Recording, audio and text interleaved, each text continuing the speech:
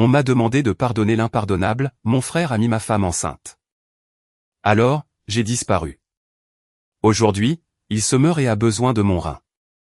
Je suis revenu, non pour le sauver, mais pour le regarder droit dans les yeux et lui dire non.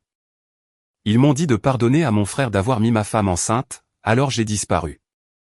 Maintenant, il est mourant et a besoin de mon rein pour survivre, et ils veulent que je revienne seulement pour me prendre comme donneur. Je suis revenu juste pour le regarder dans les yeux et lui dire non. J'ai parcouru 2000 kilomètres pour regarder mon frère dans les yeux et lui dire non. Pas au téléphone, pas par l'intermédiaire d'un avocat, pas dans une lettre, en personne, dans sa chambre d'hôpital avec des tubes dans les bras et ma mère qui pleurait dans un coin et mon père qui bloquait la porte comme si je pouvais changer d'avis s'il restait assez longtemps en travers. J'ai dit non. Puis je suis parti. C'était il y a 3 semaines. Mon frère est toujours mourant et je suis de retour à Lyon, vivant la vie que j'ai construite après qu'il m'ait jeté. Je m'appelle Antoine Dubois. J'ai 37 ans. Mon frère, Grégoire, a 34 ans. Il est en insuffisance rénale de stade 4 à l'hôpital de la Charité.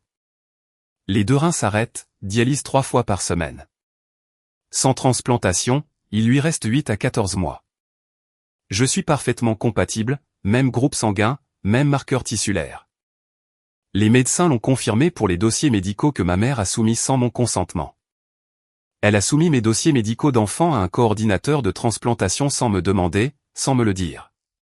Une infirmière a appelé mon ancien numéro de téléphone, celui que j'avais déconnecté il y a 4 ans et a laissé un message vocal qui a rebondi vers ma mère. Ma mère a entendu le message. C'est comme ça qu'elle a découvert que j'étais compatible. Pas par moi, par un système qu'elle a manipulé en utilisant des dossiers que je n'avais pas autorisés. C'est ma famille. Ils ne demandent pas, ils prennent. Ils ont pris de moi toute ma vie. Et maintenant, ils veulent mon rein. Laissez-moi vous dire pourquoi j'ai dit non. Grégoire a couché avec ma femme pendant 7 mois. Elle s'appelait Isabelle. Ensemble pendant 6 ans, mariés pendant 3. Nous essayons d'avoir un bébé. 14 mois d'essai. Rendez-vous de fertilité. Injections hormonales. Je me suis donné à elle parce qu'elle avait peur des aiguilles et je me suis entraîné sur des oranges jusqu'à ce que je puisse le faire sans que mes mains ne tremblent. Pendant que j'injectais des hormones dans l'estomac de ma femme à 6 heures du matin avant le travail, elle envoyait des SMS à mon frère à 6h15. Je connais la chronologie parce que j'ai vu les relevés téléphoniques plus tard. 6 heures du matin, injection de fertilité. 6h15 du matin, SMS à Grégoire tous les matins pendant 7 mois. Grégoire vivait avec nous. Même histoire que toutes les familles comme la mienne racontent. Il a perdu son travail, a été expulsé, avait besoin d'un endroit. J'ai dit oui parce que c'était mon frère et je pensais que le mot frère signifiait quelque chose de plus qu'un ADN partagé et une volonté de trahir. Il a emménagé dans notre chambre d'amis en janvier. En mars, il couchait avec ma femme. En octobre, je l'ai découvert. Je ne l'ai pas découvert de manière dramatique. Pas de les surprendre. Pas de rouge à lèvres sur un col. J'ai trouvé un test de grossesse dans la poubelle de la salle de bain. Positif. J'ai été ravi pendant environ 90 secondes. Puis je suis descendu pour le dire à Isabelle et je l'ai trouvé au téléphone dans le garage avec Grégoire, prononçant les mots qui ont mis fin à mon mariage. Elle a dit, c'est positif. Il faut qu'on voit ce qu'on va dire à Antoine. Le timing marche. Il pensera que c'est le sien. Elle allait faire passer le bébé de mon frère pour le mien. Me laisser l'élever. Me laisser changer les couches et payer le pédiatre et appeler ma mère pour lui dire « tu es grand-mère ». Tout en sachant que l'enfant n'était pas le mien et que mon frère était le père et que 14 mois de traitement de fertilité et d'injection d'aiguilles sur des oranges étaient pour une grossesse à laquelle je n'avais rien à voir. Je suis resté dans le couloir, j'ai entendu chaque mot. Puis je suis remonté, me suis assis sur le lit et j'ai pris une décision. J'ai appelé mes parents ce soir-là. Mon père, Pierre, a décroché. J'ai dit, « Papa, Grégoire a couché avec Isabelle pendant 7 mois. Elle est enceinte. C'est la sienne. Elle allait me dire que c'était la mienne. J'ai besoin que toi et maman soyez avec moi. » Pierre a dit, « Mon fils, ralentis. Es-tu sûr ?» J'ai dit, « Je l'ai entendu au téléphone dire à Grégoire que le test était positif et qu'il devait trouver ce qu'ils allaient me dire. Je suis sûr. Ma mère, Marie, est venue au téléphone. Elle a dit, Antoine, c'est dévastateur, mais nous devons y réfléchir attentivement. Grégoire s'en sortait si bien. Il était sobre. Il travaillait. C'est la période la plus stable qu'il ait connue depuis des années. J'ai dit, il est stable parce qu'il vit dans ma maison, mange ma nourriture, couche avec ma femme. Ce n'est pas de la stabilité. C'est du vol. Pierre a dit, n'utilisons pas de mots comme vol. C'est la famille. Les gens font des erreurs. J'ai dit, 7 mois, ce n'est pas une erreur. 7 mois, c'est un calendrier. Il a couché avec elle toutes les semaines pendant que j'étais au travail à payer le prêt immobilier de la maison qu'ils utilisaient comme hôtel. Ce n'est pas une erreur. C'est un emploi du temps. Marie a dit, nous vous aimons tous les deux, mais il y a un bébé qui arrive, un petit enfant. Nous devons penser au bébé. J'ai dit, le bébé est celui de Grégoire, pas le mien. Vous voulez que je pense au bébé? Dites à Grégoire de penser au bébé. Il l'a engendré. Il peut prendre ses responsabilités. Pierre a dit, nous te demandons d'être la personne la plus grande, de pardonner, de maintenir cette famille unie. Sois la personne la plus grande. La phrase qui signifie se sacrifier pour que personne d'autre n'ait à être mal à l'aise. J'ai dit, si vous ne dites pas à Grégoire ce qu'il a fait de mal, vous me perdez ce soir, définitivement. Marie a dit, ne nous donnez pas d'ultimatum. Nous sommes vos parents. J'ai dit, alors agissez comme tel. Ils n'ont pas appelé Grégoire ce soir-là. Je leur ai donné 24 heures. Ils les ont passés à s'appeler, à appeler leur pasteur, à appeler ma tante. Tout le monde discutait de ce qu'il fallait faire de la colère d'Antoine. Personne ne discutait de ce que Grégoire avait fait. Au bout de 24 heures, j'ai appelé. J'ai dit, lui avez-vous dit qu'il avait tort? Ma mère a dit, nous lui avons parlé. Il est désolé. Il est. J'ai dit, lui avez-vous dit qu'il avait tort? Elle a dit, nous lui avons dit que la situation était blessante, mais nous pensons qu'avec le temps. J'ai raccroché, changé de numéro dans les 2 heures, fait mes bagages en 4 heures.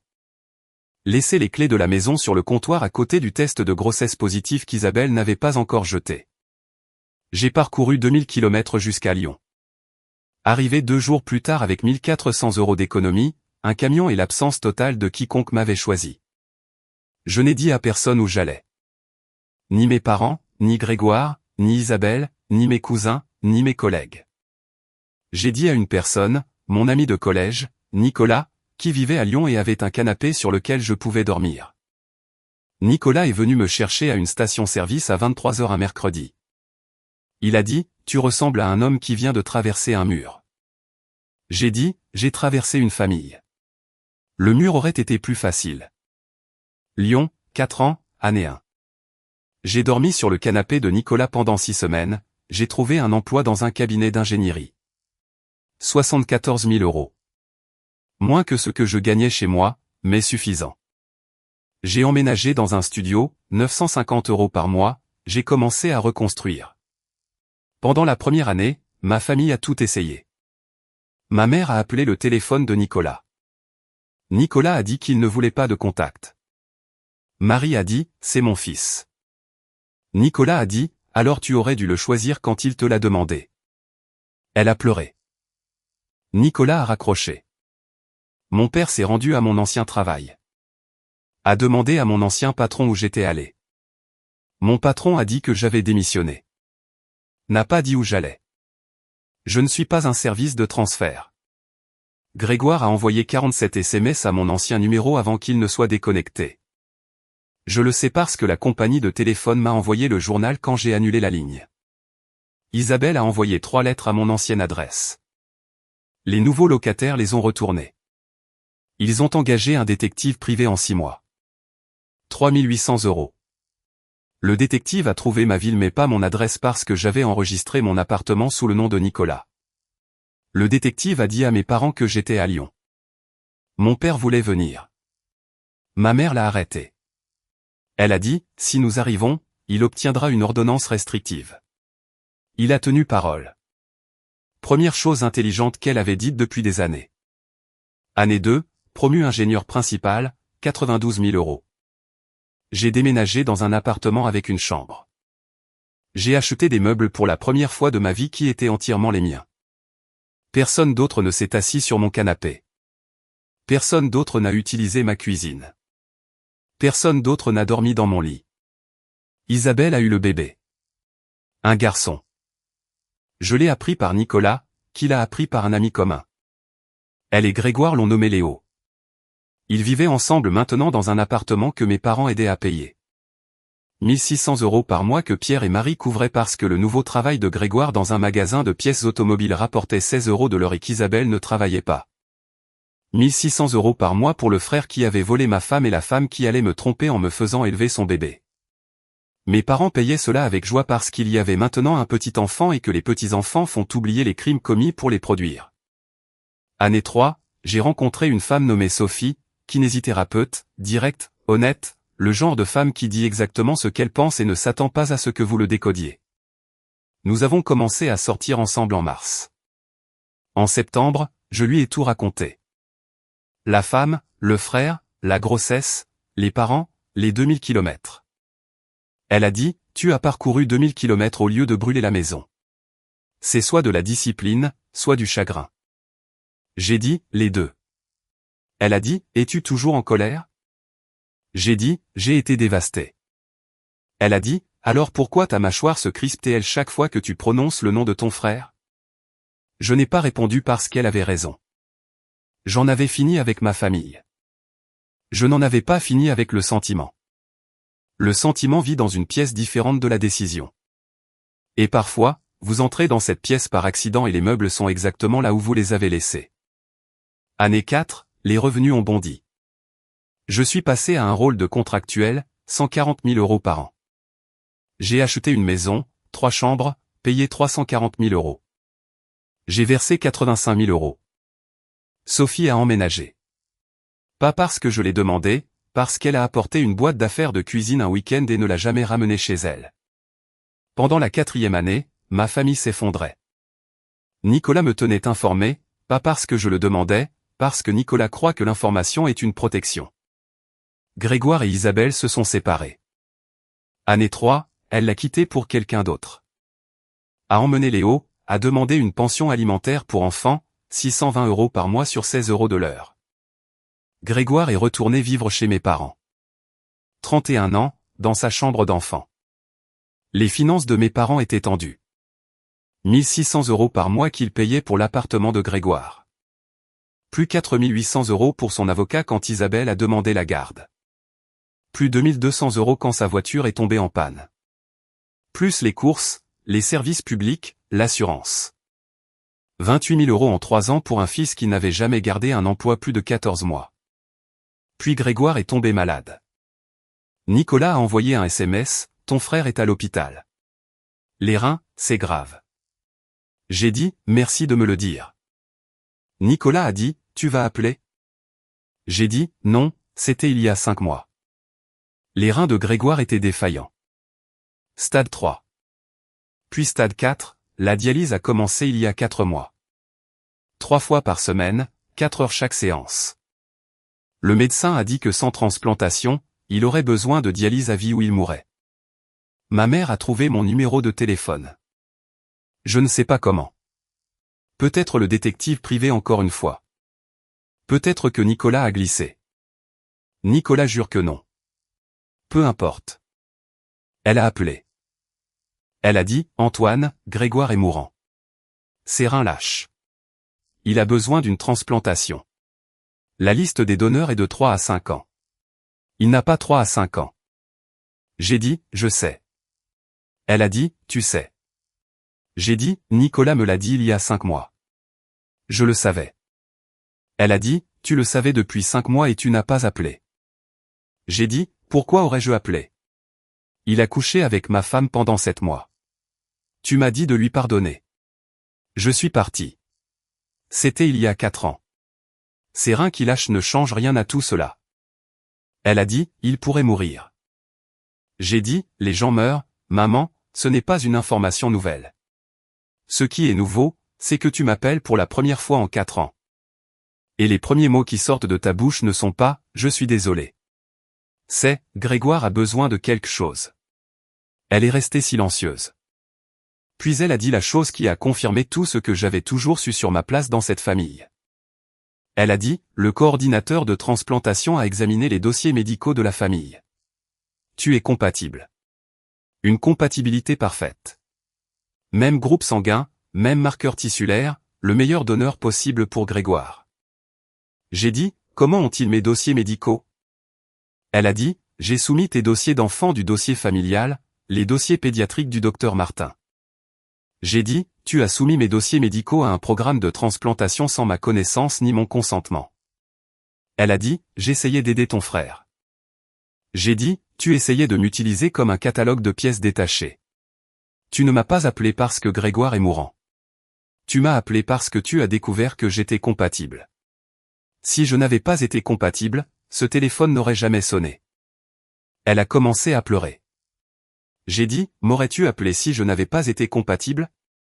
Si mon groupe sanguin avait été différent, si mes marqueurs tissulaires n'avaient pas correspondu? Aurais-tu appelé juste pour me dire que Grégoire était malade? Ou l'aurais-je découvert quand Nicolas m'aurait envoyé le SMS de la nécrologie? Elle n'a pas répondu parce que la réponse était évidente. Il ne voulait pas Antoine. Il voulait le rein d'Antoine. Mon père a appelé le lendemain matin. Stratégie différente. Direct. Pierre est un homme direct quand il veut quelque chose. Il a dit, mon fils, je vais être franc avec toi. Grégoire est mourant. Tu es compatible. Nous avons besoin que tu rentres à la maison et que tu passes le processus de dépistage. Si tu es approuvé, la chirurgie pourrait lui sauver la vie. J'ai dit, non. Il a dit, Antoine. J'ai dit, non. Il a dit, c'est ton frère. Il est mourant. J'ai dit, il était mon frère quand il a couché avec ma femme pendant 7 mois. Il était mon frère quand il l'a mise enceinte. Il était mon frère quand tu m'as dit de lui pardonner et d'être la personne la plus grande. Il était mon frère pour tout ça. Et aucun de vous ne m'a choisi. Maintenant ses reins lâchent et soudain la fraternité redevient importante. Ça ne marche pas comme ça. Tu ne peux pas rejeter quelqu'un pendant 4 ans et ensuite l'appeler quand tu as besoin d'une partie du corps. Il a dit, tu le laisses mourir. J'ai dit, je ne le laisse pas mourir. Ses reins le laissent mourir. Ses choix le laissent mourir. Sa consommation d'alcool, son mode de vie, le stress qu'il a mis sur son corps pendant 15 ans de mauvaises décisions. C'est ce qui le tue. Je choisis juste de ne pas réparer ça. Il a dit, c'est froid. J'ai dit, froid, c'est de dire à ton fils de pardonner à l'homme qui a volé sa femme. Froid, c'est de payer 28 000 € pour soutenir le frère qui a détruit le mariage de ton autre fils. Froid, c'est de soumettre mes dossiers médicaux à un programme de transplantation sans me le demander. Tu veux parler de froid? Tu as écrit le manuel. Je te le relis juste. Il a raccroché. La campagne a commencé. Ma tante Béatrice a appelé. Elle a dit, Antoine, je sais que tu es blessé, mais Grégoire est mourant. Tu ne peux pas laisser la colère tuer ton frère. J'ai dit, la colère ne tue pas Grégoire. L'insuffisance rénale le tue.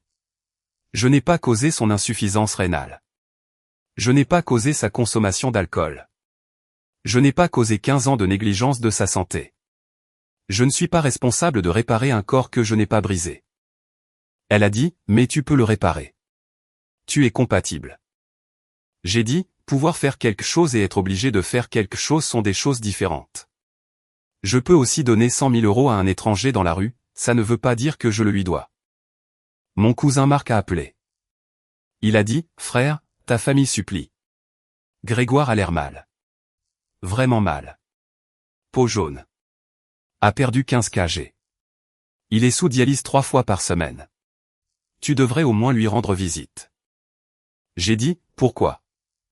Pour qu'il puisse me tendre une embuscade avec des médecins et des formulaires de consentement, pour qu'il puisse me faire asseoir dans une pièce avec un coordinateur de transplantation qui me demande si j'ai envisagé le don de vie? Je sais comment ça marche. Ils ne veulent pas une visite. Ils veulent un rein avec des jambes. Marc a dit, c'est dur. J'ai dit, regardez mon frère annoncer qu'il avait mis ma femme enceinte pendant que mes parents acquiesçaient était dur. C'est juste honnête. Ma mère a intensifié la pression. Elle a appelé Sophie. Elle l'a trouvée via les réseaux sociaux. a appelé la clinique de kinésithérapie où Sophie travaille. Sophie m'en a parlé ce soir-là. Elle a dit, ta mère a appelé mon bureau aujourd'hui. Elle a dit à la réceptionniste que c'était une urgence familiale. Ils l'ont mise en ligne. J'ai dit, qu'a-t-elle dit? Sophie a dit, elle a dit, Grégoire est mourant et tu es le seul compatible et tu refuses et elle a besoin que je te convainque. Elle a dit, tu es la femme de sa vie maintenant. Il t'écoutera. S'il te plaît, je t'en supplie, fais-le sauver son frère. J'ai dit, que as-tu dit? Sophie a dit, j'ai dit, Madame Dubois, votre fils a pris sa décision. Je la respecte. Je ne la outrepasserai pas. Si vous voulez qu'Antoine envisage d'aider Grégoire, vous devriez commencer par reconnaître pourquoi il est parti en premier lieu. Elle m'a raccroché au nez. L'Église s'est impliquée. Le pasteur de mes parents, un homme nommé François de la Fraternité de la Grâce, m'a appelé directement. Je ne sais pas qui lui a donné mon numéro. Il a dit, Antoine, je t'appelle en tant qu'homme de foi. Ton frère est gravement malade. Tu as la capacité de lui sauver la vie. J'aimerais discuter de ce que le pardon et la miséricorde pourraient signifier dans cette situation. J'ai dit, pasteur, avec tout le respect que je vous dois, il y a 4 ans, j'ai demandé à mes parents de me soutenir lorsque mon frère a mis ma femme enceinte. Personne de votre église ne m'a appelé alors. Personne n'a appelé pour prendre de mes nouvelles. Personne n'a prié pour le frère qui a été trahi.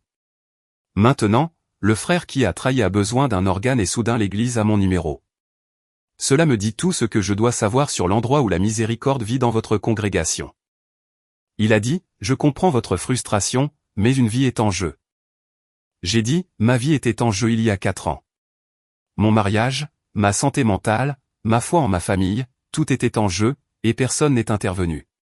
Personne n'a organisé de cercle de prière pour le frère qui a tout perdu. Mais Grégoire a besoin d'un rein. Et soudain, c'est une mission de Dieu. Non merci, pasteur. Je garderai mon rein et mes limites. Il n'a plus appelé. Puis j'ai pris une décision. Celle qui a fait de cette histoire ce qu'elle est. J'ai décidé de rentrer chez moi, non pas pour donner, mais pour dire non en personne, car 4 ans de silence n'étaient pas suffisants. J'avais besoin que Grégoire l'entende de ma bouche. Dans sa chambre d'hôpital, alors qu'il était connecté à des machines, j'avais besoin qu'il regarde le visage du frère qu'il avait trahi et entende le mot non et comprenne que certaines choses coûtaient plus cher qu'un rein à réparer. Sophie a dit, es-tu sûr? Ce n'est pas une clôture. C'est une confrontation. J'ai dit, j'ai eu 4 ans de clôture. C'est une confirmation. J'ai pris l'avion pour rentrer chez moi un jeudi, j'ai loué une voiture, j'ai conduit jusqu'à l'hôpital de la Charité, j'ai franchi l'entrée principale, j'ai pris l'ascenseur jusqu'au 4e étage, service de néphrologie, chambre 412. Ma mère était dans le couloir. Elle m'a vu et son visage s'est effondré. Elle a couru vers moi. J'ai levé la main. J'ai dit, je ne suis pas là pour toi. Je suis là pour Grégoire. 5 minutes, puis je pars. Elle a dit, Antoine, Dieu merci. Je savais que tu viendrais. Le coordinateur est au 2e étage. Je peux t'y emmener tout de suite. Le dépistage prend environ. J'ai dit, maman, arrête. Je ne donne pas. Je suis venu le dire à Grégoire moi-même. Non pas parce que je lui dois ça. Mais parce que je me dois le droit de le dire en face. Son visage est passé du soulagement à la confusion à quelque chose que je n'avais jamais vu sur le visage d'une mère auparavant. La terreur. Pas pour Grégoire. Mais pour la réalisation que son fils avait parcouru 2000 km pour dire non. Je suis entré dans la chambre 412. Grégoire était dans le lit. Mince, jaune, des machines qui bipaient, 4 lignes, un port de dialyse visible sur son bras. Il semblait avoir 15 ans de plus que 34 ans. L'insuffisance rénale vieillit une personne comme la culpabilité devrait le faire, mais ne le fait jamais. Mon père était assis sur une chaise près de la fenêtre. Il s'est levé quand il m'a vu. Il a dit, Antoine, mon fils. J'ai dit, assieds-toi, papa. Ça ne prendra pas longtemps. Je me suis dirigé vers le lit. Les yeux de Grégoire étaient ouverts. Il m'a regardé. Première fois en 4 ans. Ses lèvres ont bougé avant que sa voix ne fonctionne. Il a dit, Antoine, tu es venu. J'ai dit, je suis venu te dire quelque chose. Il a dit, je sais ce que tu es venu me dire. Maman a dit, tu es compatible. J'ai dit, je suis compatible. Compatibilité parfaite. Même groupe sanguin, même marqueur tissulaire. Je pourrais te donner un rein demain et tu survivrais probablement. Le médecin a dit, les chances sont excellentes. Ses yeux se sont remplis de larmes. Il a dit, Antoine, s'il te plaît. J'ai dit, non. Un mot. Dans une chambre d'hôpital avec des machines qui bipaient et ma mère qui pleurait dans le couloir et mon père qui agrippait la coudoir d'une chaise comme si c'était la seule chose solide dans la pièce. Grégoire a dit, je vais mourir. J'ai dit, peut-être. La liste des donneurs est longue. La dialyse peut te maintenir. La science médicale s'améliore chaque année. Tu as des options. Je n'en suis juste pas une. Il a dit, pourquoi? J'ai dit, parce qu'il y a 4 ans, tu as couché avec ma femme pendant 7 mois. La mise enceinte. Allez me laisser élever ton enfant sans me le dire. Et quand je l'ai découvert et que j'ai supplié nos parents de me soutenir, ils t'ont choisi. M'ont dit de pardonner. M'ont dit d'être la personne la plus grande. Alors je suis parti, j'ai construit une vie, et maintenant tu es dans ce lit parce que tes reins ont lâché.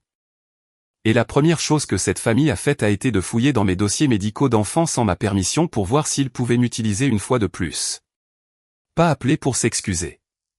Pas appeler pour dire que nous avions tort. Appeler pour vérifier mon groupe sanguin. Grégoire pleurait. Pas moi. J'ai dit, tu étais mon frère. Tu étais censé me protéger comme je t'ai protégé. J'ai co-signé ton appartement, payé ta facture d'électricité 3 fois, t'ai laissé vivre dans ma maison quand tu n'avais nulle part où aller. Et tu m'as rendu l'appareil en couchant avec ma femme dans ma chambre d'amis et en la mettant enceinte dans la maison que j'ai payée. Il a dit, je suis désolé. Je suis désolé tous les jours. J'ai dit, désolé ne reconstruis pas un mariage. Désolé n'annule pas une grossesse. Désolé ne me rends pas les 14 mois de traitement de fertilité que j'ai payé pendant que ma femme était déjà enceinte de mon frère. Et désolé ne te donne pas droit à mon rein. Mon père a parlé. Il a dit, Antoine, tu as fait ton point. Pouvons-nous discuter du don? J'ai dit, j'ai fait mon point. Il n'y a pas de discussion. La réponse est non. C'était non quand maman a appelé. C'était non quand papa a appelé. C'était non quand tante Béatrice a appelé et cousin Marc a appelé et pasteur François a appelé et maman a appelé ma petite amie au travail. C'est non. En le regardant ici. C'est non. Ma mère est entrée dans la pièce. Elle a dit, comment peux-tu regarder ton frère mourant et dire non? Quel genre de personne fait ça? J'ai dit, le genre de personne que tu as créé. Celui qui a appris que cette famille prend et prend et prend du fils qui donne. J'ai donné de l'argent. J'ai donné un logement. J'ai donné de la patience. J'ai donné à ma femme une maison que tu as laissé Grégoire transformer en son hôtel personnel. Et maintenant tu veux mon rein. Il n'y a plus rien à donner. Non pas parce que je ne l'ai pas. Parce que tu as passé 37 ans à m'apprendre que donner à cette famille signifie perdre un morceau de moi-même. J'en ai assez de perdre des morceaux. J'ai regardé Grégoire une dernière fois. Il me fixait. Non pas avec colère, mais avec reconnaissance. Le regard d'un homme qui comprend enfin le poids de ce qu'il a fait. Non pas parce que quelqu'un le lui a dit, mais parce que la conséquence était là, au pied de son lit, portant un manteau et tenant une carte d'embarquement pour un vol de retour à Lyon. J'ai dit, j'espère que tu trouveras un donneur. Je l'espère sincèrement. J'espère que tu survivras à ça. Mais ce ne sera pas grâce à moi. Parce que tu as épuisé chaque once de grâce que j'avais quand tu as pris Isabelle et que cette famille m'a demandé d'applaudir. Je suis sorti en passant devant ma mère qui m'a attrapé le bras. J'ai retiré sa main doucement. En passant devant mon père qui a dit, mon fils, s'il te plaît. En passant devant le poste des infirmières, dans l'ascenseur, jusqu'au hall, par les portes d'entrée, dans la voiture de location, à l'aéroport, dans un avion, de retour à Lyon, de retour à Sophie. De retour à la maison que je possède et au travail que j'ai gagné et à la vie que j'ai construite avec 11 400 € et le canapé d'un ami, et le refus total de laisser les gens qui m'ont jeté décider quand je reviens. 3 semaines depuis l'hôpital, ma mère appelle tous les jours. Je ne réponds pas. Elle laisse des messages vocaux. Ils ont évolué de la supplication à la colère à la défaite. Message vocal de la première semaine, Antoine, s'il te plaît, reconsidère. Grégoire n'a pas le temps. Tu es son meilleur espoir. Message vocal de la deuxième semaine, je ne comprends pas comment tu peux faire ça. C'est ton frère. Tu choisis de le laisser mourir pour quelque chose qui s'est passé il y a 4 ans. Message vocal de la troisième semaine, je n'appelle pas pour me battre. J'appelle pour te dire que Grégoire a été mis sur la liste nationale des donneurs. Sa position est la 847e. Le délai moyen est de 4,7 ans. Il n'aura peut-être pas 4,7 ans. Si quelque chose lui arrive, je dois te dire que tu aurais pu le sauver et tu as choisi de ne pas le faire. Je porterai ça, mais toi aussi. Elle a tort sur la dernière partie. Je ne le porterai pas parce que le choix de ne pas donner n'est pas un choix de le laisser mourir. C'est un choix de ne pas me sacrifier pour une famille qui n'a jamais rien sacrifié pour moi. La position de Grégoire est la 847e.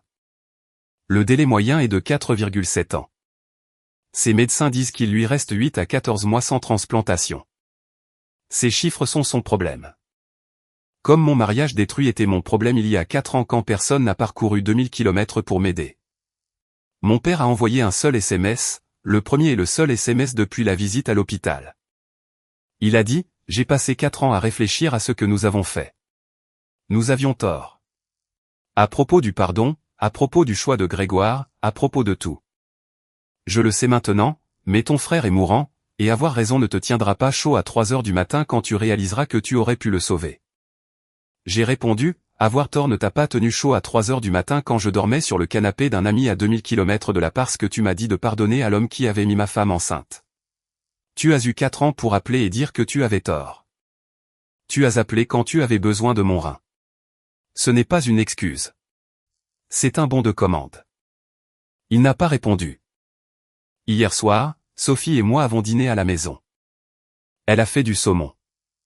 J'ai fait la salade. Soirée normale. Le genre de soirée qui semblait impossible et qui maintenant ressemble à de l'oxygène. Elle a dit, le message vocal de ta mère aujourd'hui était différent. J'ai dit, comment? Elle a dit, elle ne suppliait pas. Elle parlait juste de toi enfant.